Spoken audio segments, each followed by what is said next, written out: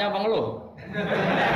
Kalau tanya boleh ya gimana? Menurut keimanan tentang qada dan qadar. Oh iya. Kalau qada dan qadar itu kita sudah ditentukan oleh Allah, kenapa masih dimintai pertanggungjawaban nanti di akhirat? Oh iya. Betul.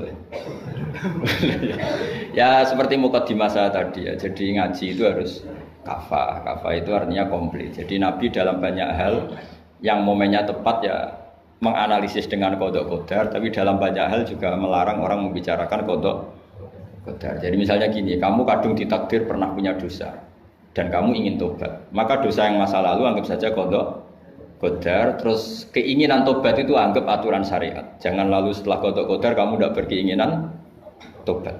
Ini penting saya utarakan karena Nabi itu ngendikan pasti dua kali. Saya jamin di setiap konteks sosial Nabi pasti ngendikan dua kali. Dua kali itu dua solusi. Nabi pernah ngendikan idza dzikiral qadar fa'amsiku wa idza dzikra ashabi fa'amsiku. Jika umatku telah menjustifikasi qada dan qadar fa'amsiku, kamu jangan ikut-ikut. Karena nanti akan yang zina enggak apa-apa, saya sudah qada qadar, yang maling ya enggak apa-apa karena sudah qada. Wah bahaya, bisa hancur syariat kalau seperti itu.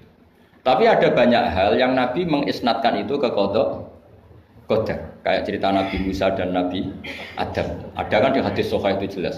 Ini dengerin, ini betul di hadis Sahih. Nabi Musa itu saking Israelnya, memang beliau orang apa? Pertama, semua Nabi kan pasti ngalami diangkat ke alam roh. Nabi loh ya, tidak sampean Nabi. Sampean tidak usah ambisi begitu, Nabi ini. Ketika beliau diangkat di alam roh itu ketemu Nabi Adam. Padahal Nabi Adam kan Abul Basar, tokoh utama ada. Pertama ketemu langsung ngomong gini, anta Adam, kamu betul yang namanya Adam? Ya saya Adam. Antal ladzi akhrajtan nasa minal jannati wa asqaitahum. Saya hafal hadisnya.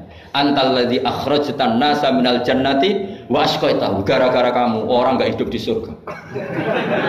Jadi kalau sampean marah gara-gara kamu, saya harus cari uang sampai Korea gitu. Coba kalau kita masih di surga enggak perlu kerja di mana? Karena semuanya tersediakan, enggak punya istri jelek, semuanya cantik karena bidadari. Gara-gara jenengan kita harus keluar di bumi dan keluar dari surga. Nabi Adam itu karena orang sepuh ya, beliau santai saja. Anta Musa, kamu betul Musa? Ya, saya Musa. Anta kalimu, ya saya kalimu. Anta Sofio, ya saya. Nabi Adam masih muji-muji rilek. Ini pentingnya orang bijak. Jadi kalau sama nanti ngelawan saya tetap bijak insya Allah.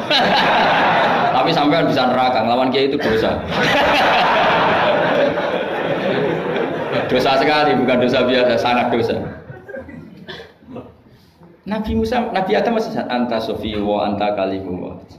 Bukankah kamu melihat di Taurat bahwa saya akan dosa dan akan dosa saya sudah ditulis 40 tahun sebelum saya dosa? Iya ya Musa. Iya ya Nabi Adam, ya betul gitu. Berarti kamu mengkritik saya, atalumunani fi amrin qad qadahu. Kamu mengkritik saya, menyalahkan saya dengan sesuatu yang sudah diqada-qadar oleh Allah sebelum saya lakukan. Jadi sudah ditulis sama Allah 40 tahun sebelum saya salah sudah ditulis skenarionya. Nanti Adam akan salah terus keluar dari surga. Memang dari awal Allah skenarionya seperti itu. Itu ibarat istri kamu sudah tahu. Ini kalau miskin setia, kalau sudah kaya nanti pola. Itu sudah tahu. Tapi anehnya istri kamu ketika nyata pola kok tidak siap. Padahal sebetulnya sudah tahu itu ya kan. Makanya saya kalau ngaji di mana-mana bilang kelirunya orang Indonesia itu satu.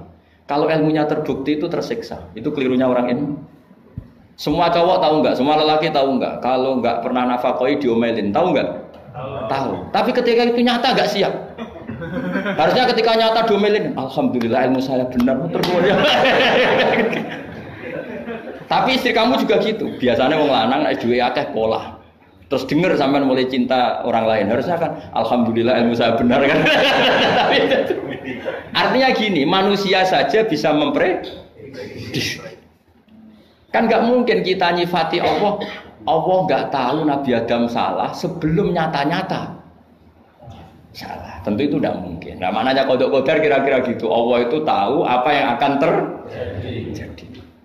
Tapi tetap saja ini nggak boleh dipakai justifikasi untuk maksiat. Makanya jelas aturan Quran, saya mohon kamu nggak boleh salah. Ini nanti saya baca. Saya hafal tapi ini biar tamu ayatnya. Itu ayatnya kan ma asaba musibatin fil ardi wala fi anfusikum illa fi kitabim min qabli an nabraha inna dzalika 'ala Allahi yasir likai la ta'sau ala ma fatakum wala tafrahu bima atakum. Jadi apa yang mengenai kamu di bumi maupun ada pada diri kamu, anggap saja itu, yakini saja sebagai qada qadar. Supaya kamu tidak putus asa apa yang sudah terlewatkan dan tidak bangga dengan apa yang kamu udah. Misalnya saya ini kan termasuk kiai keren misalnya. Itu saya tidak pernah bangga karena memang ditulis kalau suatu saat Gus Bah itu keren. Jadi bangganya di mana? Kan sesuai skenanya. Jadi untuk menghilangkan ujub bangga itu dengan cara iman sama qada qadar. Terus likaila tak soala wafatakum, kamu tidak perlu putus asa dengan apa yang sudah kelewat. Misalnya masa lalu kamu ya tadi diusir istri, suami, macam-macam lah, utangnya banyak, wes sudah bangkit saja, sudah takdir. Jadi mungkin ada yang menyarikan, coba ini carikan, mungkin di surat Hadid atau apa yang nanti dicari ayatnya. Pokoknya ayatnya tadi apa?